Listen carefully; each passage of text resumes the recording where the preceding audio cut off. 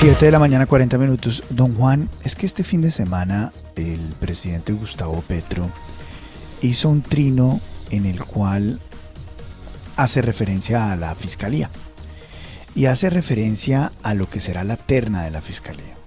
Es un trino extenso del presidente Petro ayer, domingo, a las 10 de la mañana. Y dice que Ecopetrol permitiera financiar a los paramilitares con recursos públicos hace que el paramilitarismo genocida haya sido financiado por el Estado colombiano. Fue el poder político el que usó el Estado para realizar una guerra contra la insurgencia a partir de matar sectores amplios de la ciudadanía colombiana. Permitieron hacer crecer el narcotráfico, entregarles al poder para destruir a la insurgencia y el conflicto social. Y aquí viene lo grave. Bueno, todo es gravísimo, pero bueno. Este poder político homicida en gran escala y enriquecido por su alianza con el narco busca desesperadamente que el gobierno del cambio no llegue a ternar la próxima fiscalía. Le temen a la verdad y a que se destruya la impunidad. No sé si preocuparme mucho, don Juan, pero sí me genera cierta observación el hecho de que el presidente esté tan desesperado en nombrar fiscal. No solamente por los problemas que tiene su familia alrededor de la fiscalía, no solamente por ya los atisbos de creer él que es el dueño de la fiscalía, sino ahora tratar de justificarlo a través de una verborrea violenta, en unas mezclas supremamente duras sobre lo que realmente debe hacer la fiscalía. Nos está avisando el presidente que él va a manejar al fiscal y entonces va a manejar cuáles son los procesos en Colombia. Luis Carlos, el presidente tiene la facultad constitucional de hacer la terna. Eso desde 1991, cuando se creó la Fiscalía, en la Constitución nueva se dispuso. Y esa atribución el presidente la tiene que ejercer con responsabilidad para buscar la mejor terna posible. Nadie está diciendo que el presidente no haga la terna. Es, digamos, buscar un enemigo que no existe. Yo no he escuchado una sola voz en Colombia que diga que al presidente Petro no le corresponde la facultad que tiene. Nadie ha dicho eso. Nadie ha dicho eso. Y el que lo diga es un bárbaro que no sabe lo más elemental de la Constitución. Ahora, a la Corte le corresponde elegir con responsabilidad. Ahí hubo un gran debate político, pero recuerde usted que hubo una corte que no quiso ternar de una terna en la que consideró que los ternados no reunían los requisitos. Eso estaba en medio del debate político que tenía el expresidente Álvaro Uribe con la corte. Pero lo que quiero decir es que si llega una terna con 3 miembros que no cumplen los requisitos, la corte puede abstenerse de elegir. Eso ya pasó. No es obligación y quedó demostrado y quedó la jurisprudencia. Es que, don Juan, venga, yo le digo una cosa, es que, claro, los hechos se van dando de la manera en que se van presentando, pero no necesariamente el orden de las cosas es producto del albedrío o producto de las circunstancias. Uno ya ha puesto hoy, y después de ese trino, algunos podrían decir, ya veo.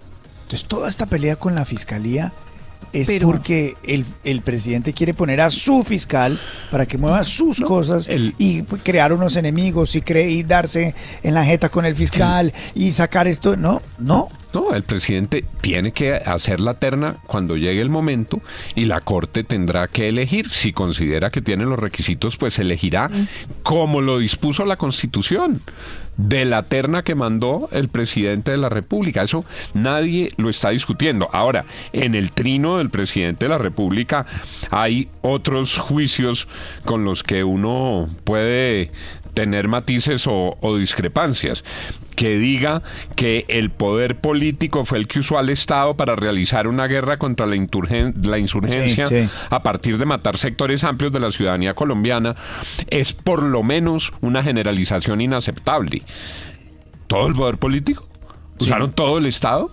Y entonces los pobrecitos de la insurgencia de las FARC, por ejemplo, o los del ELN, no narcotraficaron y no cometieron masacres y no tienen miles de muertos y de viudas y de huérfanos en su camino tampoco. Pues es que al presidente en esas narrativas se le pierden a veces las referencias de la historia. Está mezclando además peras con manzanas, está haciendo un sancocho porque la Corte Suprema de Justicia, digamos que es la principal perjudicada con ese señalamiento porque es la que elige un fiscal de una terna terna que le manda el presidente, como lo decía el doctor Juan Lozano, pero de todas maneras él se está refiriéndose a las declaraciones de Mancuso en la JEP, que lleva varios días declarando y que hay que cogerlas con pinzas, ¿no? Es decir, uno tampoco le puede creer todo a un delincuente. El señor Mancuso es un criminal que está detenido en Estados Unidos, que está buscando que lo dejen en asilo ahí o lo extraditen hacia Italia, no quiere volver a Colombia, dice que su vida está corriendo peligro y por supuesto dice 50,000 cosas para justificar también que su vida está corriendo peligro acá y que podrían matarlo desde cualquiera de los sectores que él está involucrando. Entonces,